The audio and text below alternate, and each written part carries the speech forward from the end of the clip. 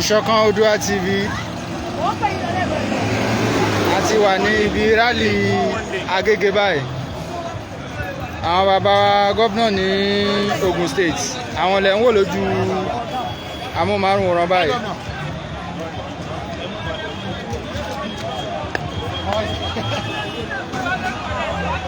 Bá a ní ọmọ Yorùbá máa ń dọ̀bálẹ̀. Bàbá ti wà lórí ó kì í sáà.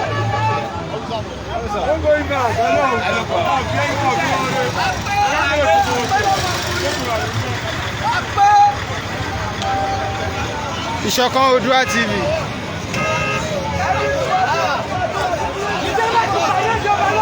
A wà ní Agége, ìlú Agége báyìí. Ọmọ yìí dà kọ́ gbé máa ń sìn wá. Yorùbá nation ló kàn, àṣẹ rúbọ. Yorùbá nation ló kàn.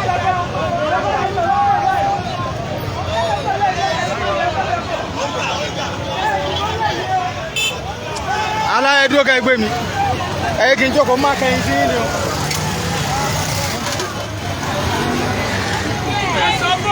Ìyá díẹ̀ máa ra lọ díẹ̀. Ìṣọ̀kan Oòduà TV.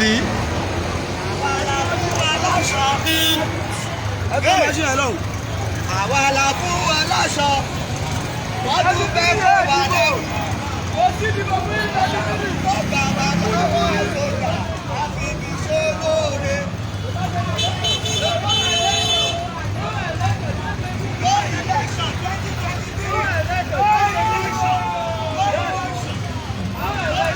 Ìṣọ̀kan Oòduà TV. Àwọn èèyàn wa ti wà ní ibi rálì ní ìlú Agége. Today being 23 of September 2022. Ó election 2023 kò sí election kò sí bò. Àwa la fún wa láṣọ, wọ́n tún fẹ́ kó wà lẹ́rú. Àwọn ọ̀gá wa lọ́wọ́ ìsọ̀tà, a fi fi ṣe lóore. Àwa la fún wa láṣọ. Àwa la fún wa láṣọ. No election 2023 no election.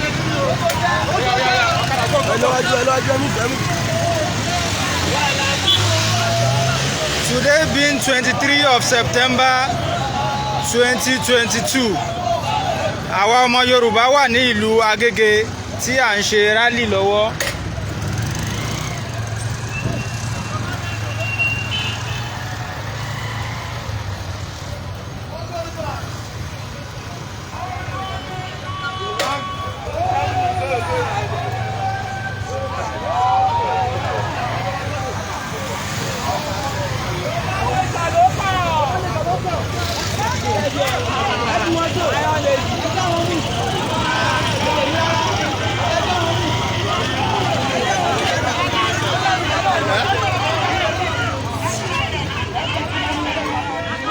Ẹ dúró báyìí.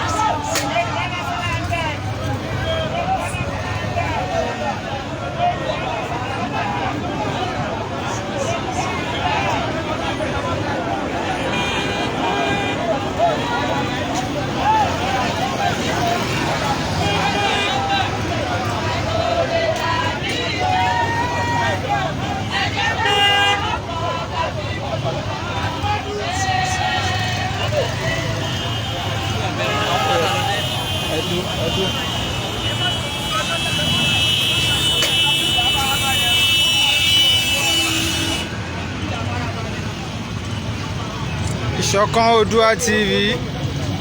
Today being 23 September 2022.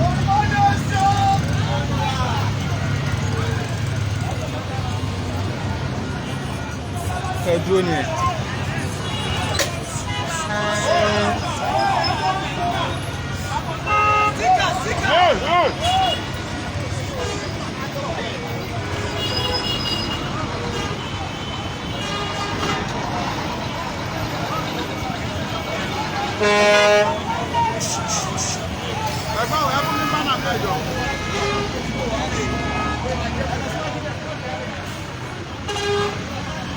Today being the 23rd September 2022. Ìṣọ̀kan Oòduà TV. Àwọn ọmọ Yorùbá sọ pé a ò ṣe ẹrú mọ́. A ṣe ẹrú mọ́. A ṣe ẹrú mọ́.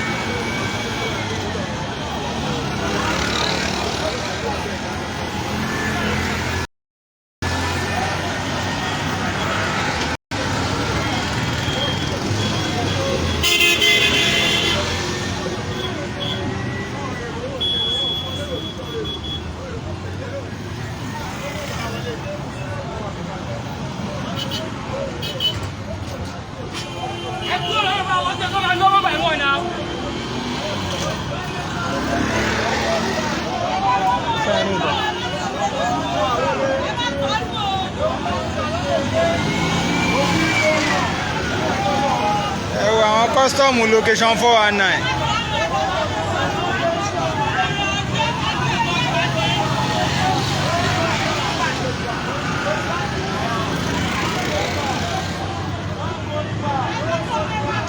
Ìṣọ̀kan Oòduà TV.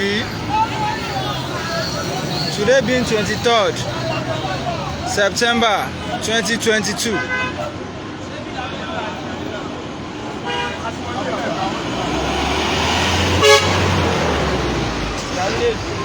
Mo ń bọ̀ o bàbá.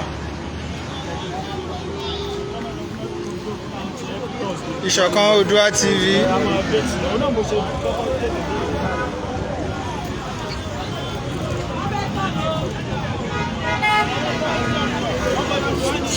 Ọmọ yẹn fẹ́ tàn. Ọmọ Yorùbá ni kí ló wá dé tá fẹ́ fi ìmọ́lẹ̀ wa pamọ́ sábẹ́ Nàìjíríà. Ìṣọ̀kan Oòduà TV. Ẹ jẹ́ ká dá dúró kí ìmọ́lẹ̀ wa kó lè tàn káàkiri àgbáláyé kó lè mọ̀ yí pé ìran kan wà tí ò ṣe fọwọ́ ládàánù ìran kan wà tí ó dáa kéèyàn máa bá wọn ṣe kó lè mọ̀ yí pé ìran kan wà tó kún fún ọgbọ́n àti òye àti ìmọ̀.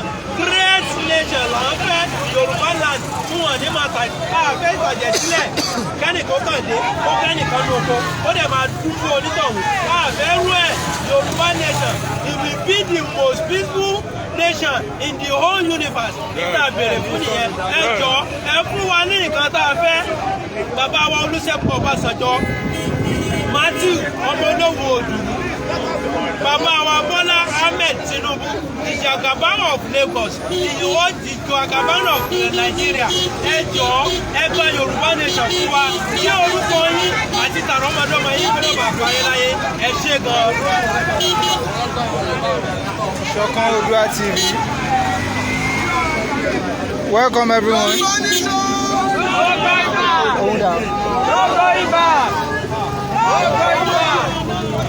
Ìṣọ̀kan Oòduà TV.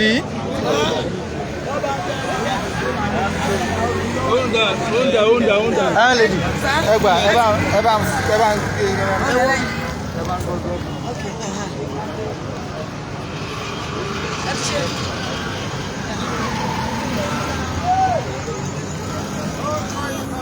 Ìṣọ̀kan Oòduà TV. Today being the 23rd of September 2022. Àwa ọmọ Yorùbá a wà ní ìlú Agege níbi tí rally ti ń lọ lọ́wọ́lọ́wọ́ báyìí. Ẹ máa darapọ̀ mọ́ wa. Yorùbá nation. Yorùbá nation. Igboho ṣá. Iṣẹ́ ń tẹ̀síwájú. Ẹ máa bá wa ká lọ. Ẹ̀yin tẹ́ wà nílé àti àwọn tó bá tún fẹ́ darapọ̀ mọ́ wa. A wà ní Agege báyìí. Flag àbí? Okay, máa wọlé máa bá yín wá kékeré kan.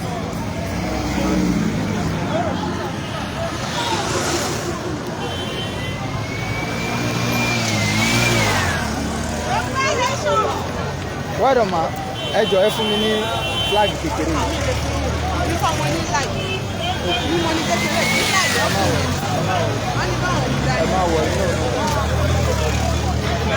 Ìṣọ̀kan Oòduà TV.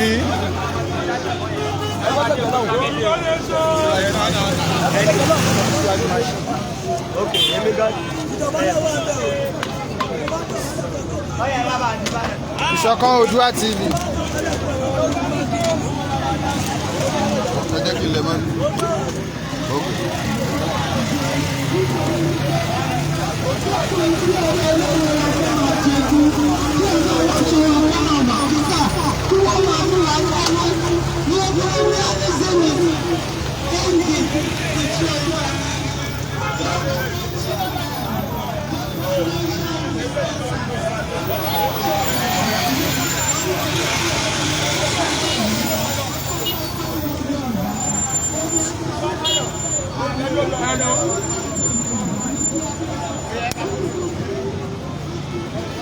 Ọ̀rẹ́ mi ẹkùn.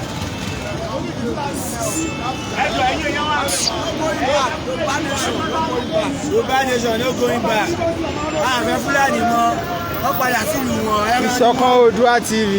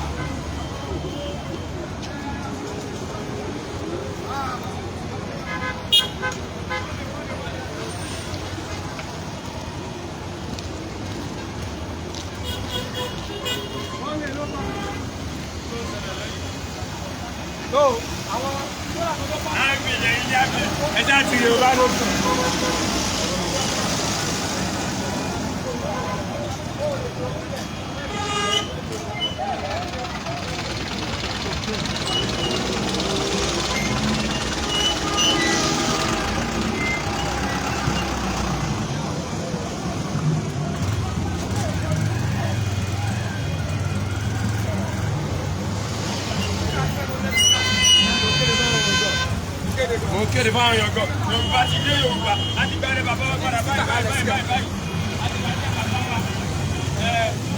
Bàbá wa náà wà báyìí.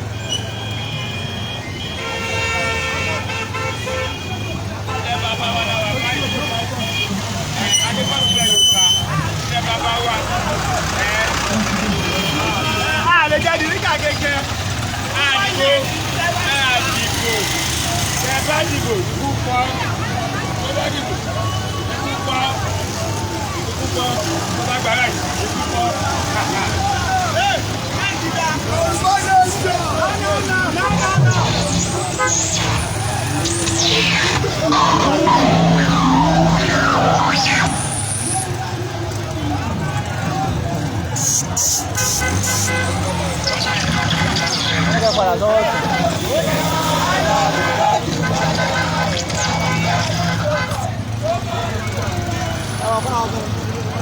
Ìṣọ̀kan Oòduà TV.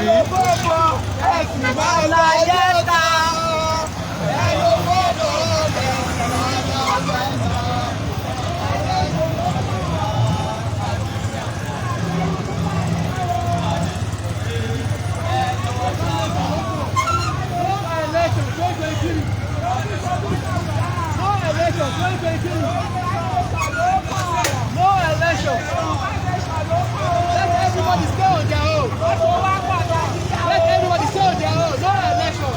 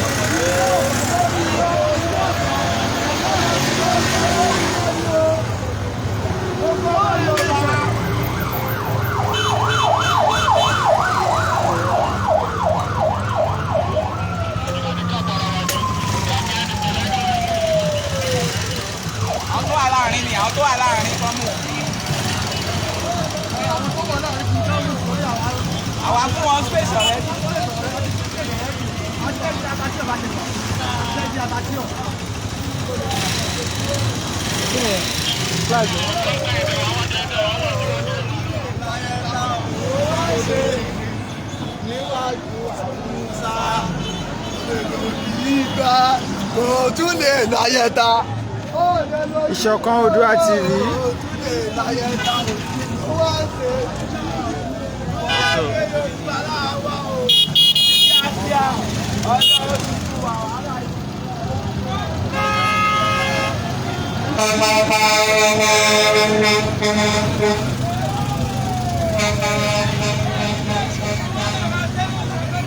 Ìṣọ̀kan Oòduà TV.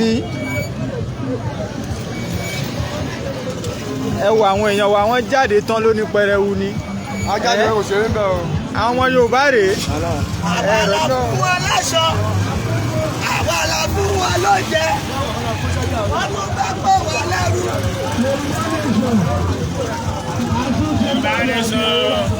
Ẹ̀yin àti màmí ni ẹ̀ tó dé abẹ́ nílẹ̀ Yorùbá. Ìṣọ̀kan Oòduà TV.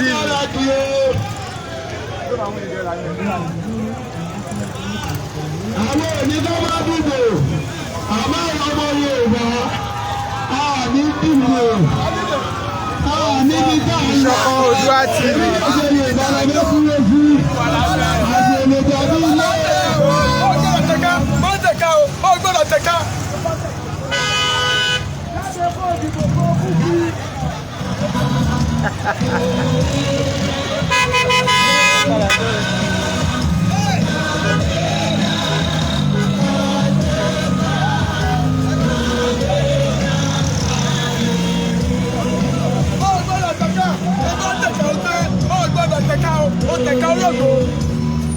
Ìbẹ̀rù làwọn máa ṣiṣẹ́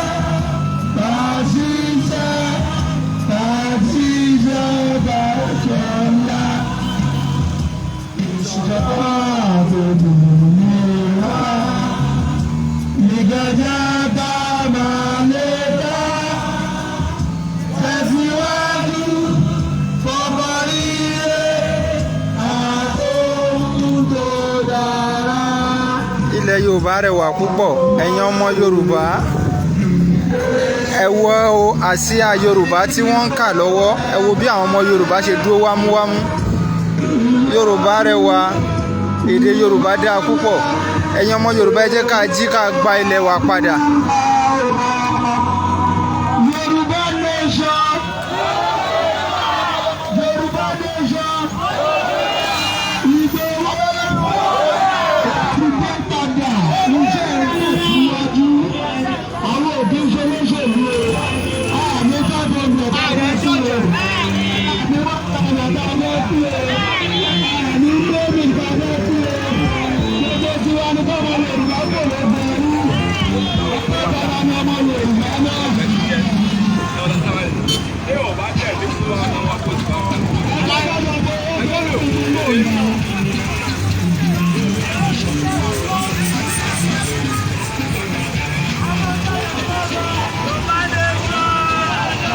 Ìṣọ̀kan Oòduà TV.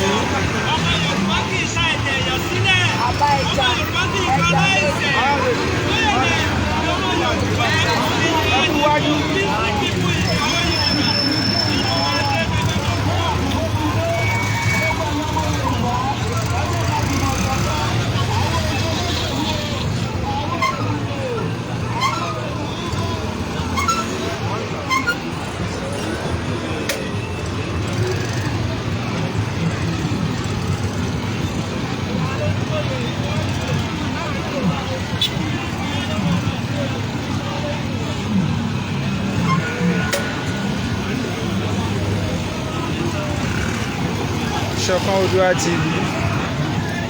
Today being the 23rd of September 2022.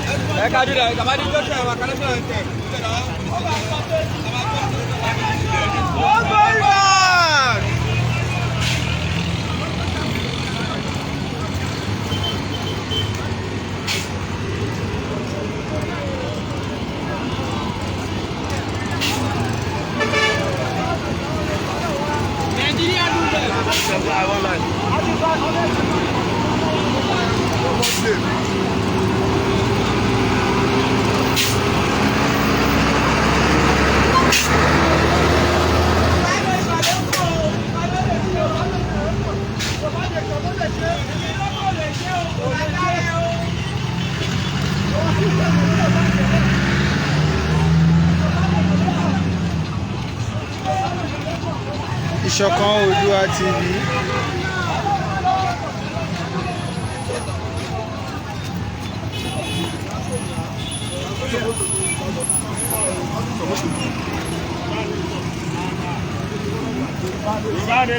Àwọn Haúsá làwọn yẹn.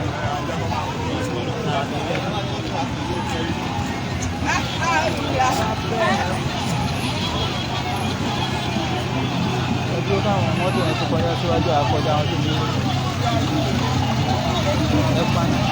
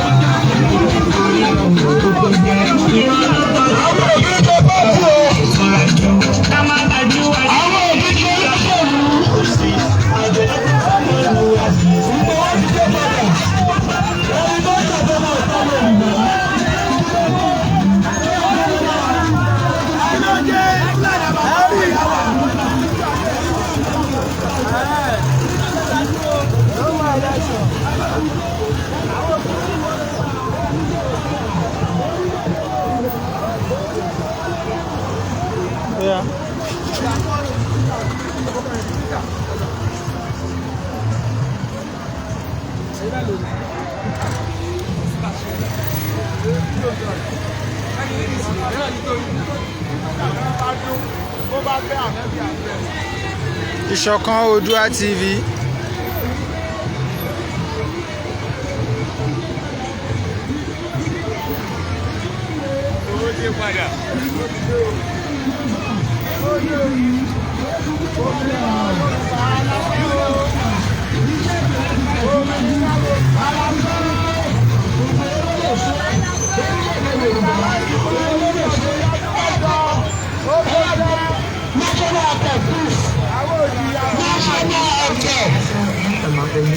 National anthem. Everybody should stay where you are. Everybody should stay where you are. This is our father's land. We cannot go for anybody.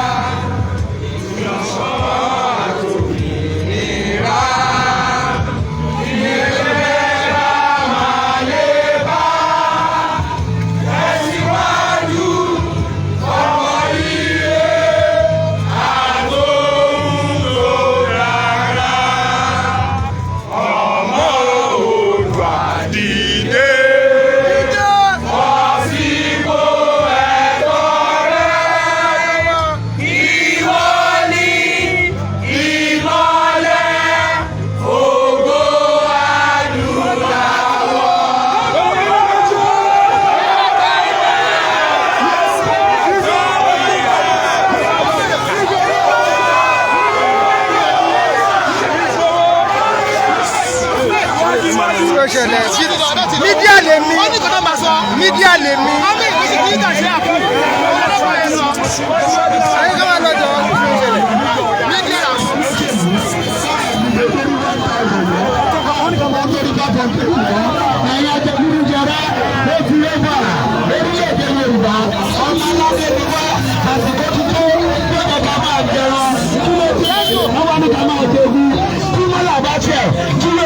ṣẹ̀ ẹ máa mú wọ́lá ẹ máa ṣàkíyẹ̀ ẹ máa bára ní máa mú Yorùbá ṣé ẹ kó níbẹ̀ àwọn ọmọ ìyá wọn ní ilé ẹ̀kọ́ lọ. àwọn ọlọ́pàá ń béèrè lọ́wọ́ àwọn ènìyàn wa pé ṣé a gba proof ká tó ṣe rálì ní ilẹ̀ bàbá wa ẹ wo bí tí àwọn Haúsá bá wa dé.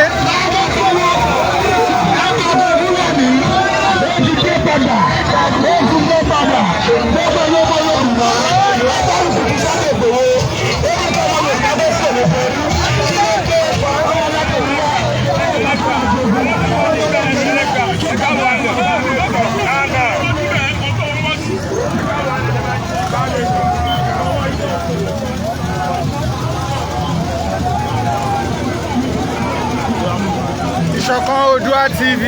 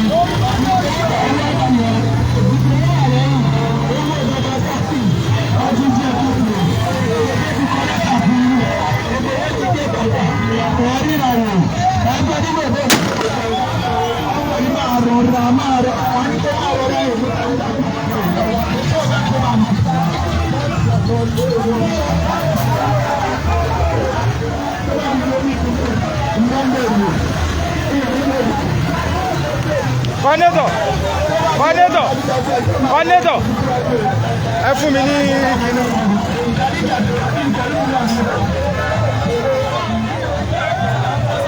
Ló pa àwọn ìkan. Ìwé ni ẹgbàá mi tẹ̀.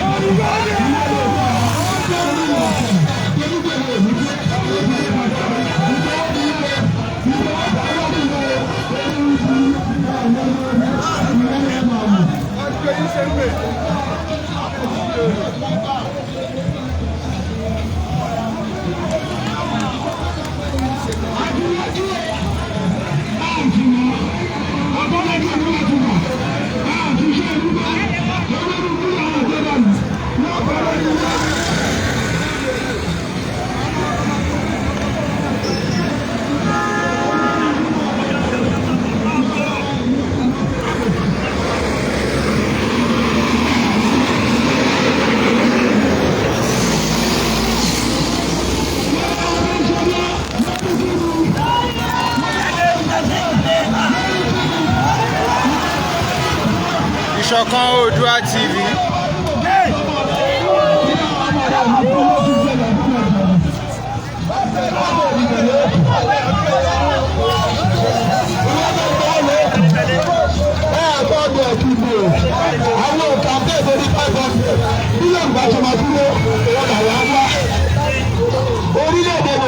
Bàbá kí ló wú sí yín nú báyìí?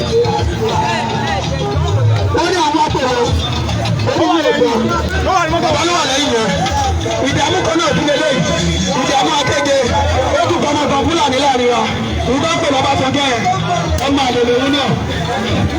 Ìdààmú bàríkẹ̀ ló wà, ṣé wọ́n ní bàríkẹ̀ làwọn?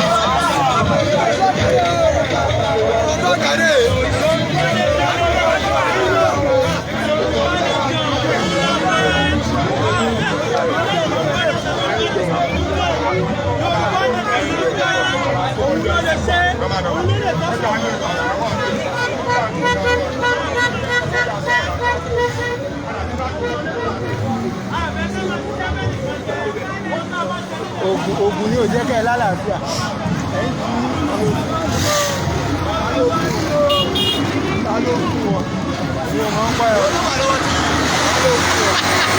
Ta ló fún wọn? Ògùn yẹn ta ló fún wọn? Ẹ jẹ́wọ́, ẹ ká dé. Ìṣọ̀kan Oòduà TV. Today being the 23rd of September 2022. Àwa ọmọ Yorùbá wà ní ìgboro Agege fún mega rally.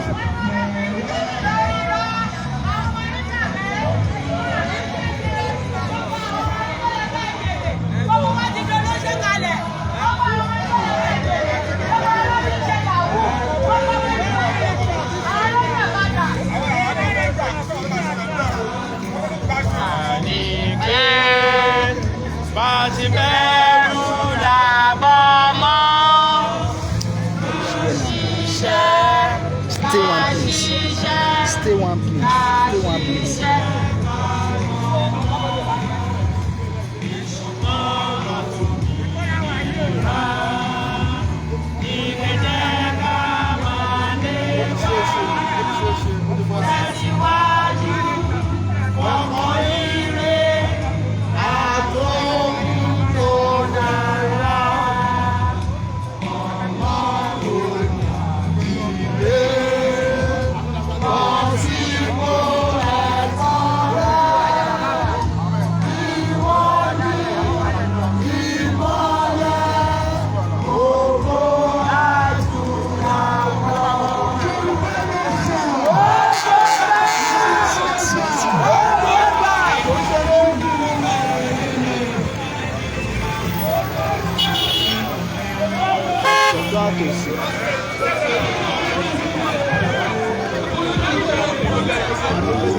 Ìṣọ̀kan Oòduà TV. Today being the 23rd of September 2022.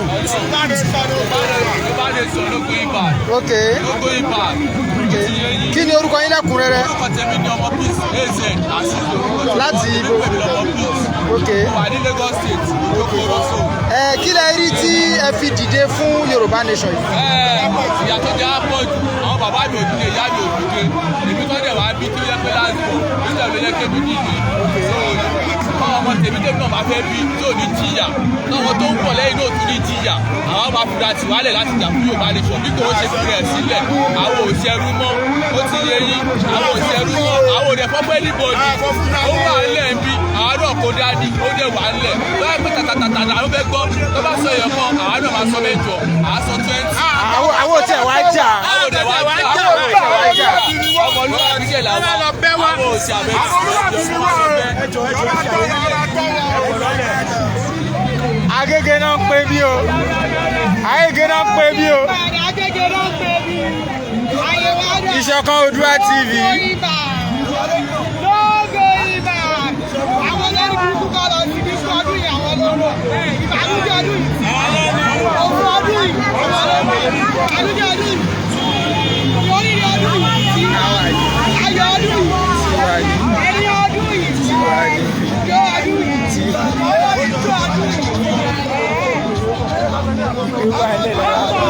Ọmọ ẹgbẹ́ rẹ̀ náà kí tí wọ́n ń ṣe ọdún yìí. Ẹjẹ́ ṣiṣẹ́ wọnú ara wọn. Ẹjẹ́ ṣiṣẹ́ wọnú ara wọn. Ìṣọ̀kan Oòduà TV, today being the 23rd of September 2022. Àwọn ọmọ Yorùbá wà ní ìlú Agége fún mega rally tí ó ń lọ lọ́wọ́ báyìí láti lè fi liberate àwọn èèyàn wa kúrò lóko ẹrú, nítorí a ti wà lóko ẹrú ti pẹ́, ojú wa sì ti là, ó ti sú wa, àwọn obìnrin wa ti dolójó tán, àwọn ọmọkùnrin wa ti dọmọ yahoo. Wọ́n ní spọ́ọ̀fì à ń sanwó, kò sí spọ́ọ̀fì ẹ̀.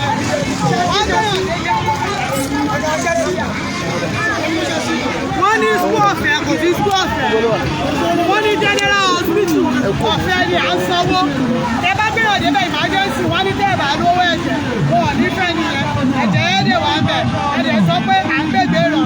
Ìgbé ìnira lójoojúmọ́ là ń kiri yà. Ìṣe Nàìjíríà ló mọ Nàìjíríà, à ń kiri yà ni.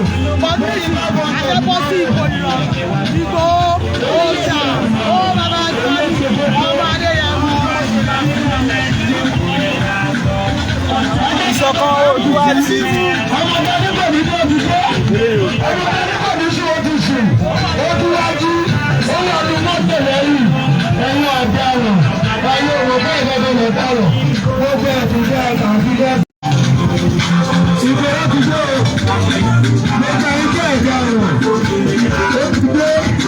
Orílẹ̀-èdè Yorùbá.